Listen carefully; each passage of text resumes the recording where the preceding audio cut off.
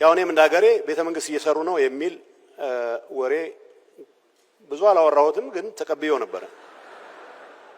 ቤተ መንግስት እየሰሩ ነው ምን ያለ ሌላ ነገር ላይ ትኩረት ቢያረግል ነበር። እኔ ከዛ የሄድኩበት ቦታ ቤተ መንግስት አላየሁም። ትልቅ ከተማ ነው እየተሰራ ያለው። ሌሎቹ እስኪጸዱ ሳንጠብቅ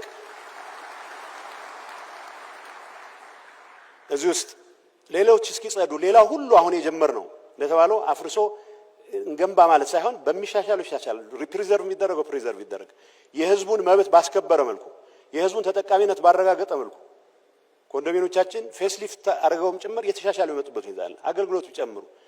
ይሄ ያየሁትን አዲስ ከተማ ሊፕፍሮግ ማድረግ የሚያስችልህ ቴክኖሎጂ እስክትለማመድ ሳይሆን ፈጥረህም አምጥተህም ተግባራዊ ልታደርግበት የምትችል ከሌሎቹ ትልልቅ አገሮች ከደረሱበት ደረጃ እኩል መጀመር የሚያስችልህ ስራ እየተሰራ ነው የሚል እምነት አለኝ በገባኝ ልክ።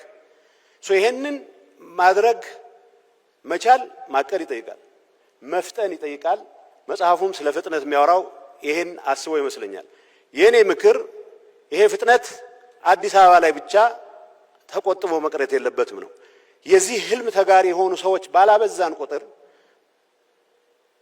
የተወሰኑ ሰዎች ብቻ ባላቸው ህልም ላይ ተመስርቶ የሚመጣ ለውጥ እንዳልሆነ ታውቆ ይሄን ህልም መጋራት አንድ ነገር ሆኖ በተቻለ መጠን ግን ወደ ታች ሲወርድ አሳታፊ በሆነ መልኩ የህዝብን ጥቅም ባረጋገጠ መልኩ ሁሉንም ሊያካትት እንደሚችል መስራት አለብን የሚል ነገር ለማንሳት ነው። የአዲስ አበባ ከተማ ማያቸው አንዳንድ ህንጻዎች አዲስ የተሰሩ ህንጻዎች ወርክማንሺፕ ላይ የተለየ ኳሊቲ መፈጠር እንደጀመረ የሚያሳዩ ናቸው። የመጀመሪያ ያየሁት ሳይንስ ሙዚየም ነው። አዲስ አበባ ውስጥ በሚሰሩ ህንጻዎች እንደዚህ አይነት ጥራት ያለው ነገር አያለሁ ብዬ አስቤ አላቅም። የስራዎች ጥራት እየተሻሻለ ወርክማንሺፕ እየጨመረ ይሄንን እያፍታታን የተማርን እንድንሄድ ከማድረግ አንፃር አዲስ አበባ ውስጥ መነሻ ማሳያም ስላደረጉት ነው ጠቅላይ ሚኒስትሩ። ግን አዲስ አበባ ላይ ብቻ መቅረት የለበትም።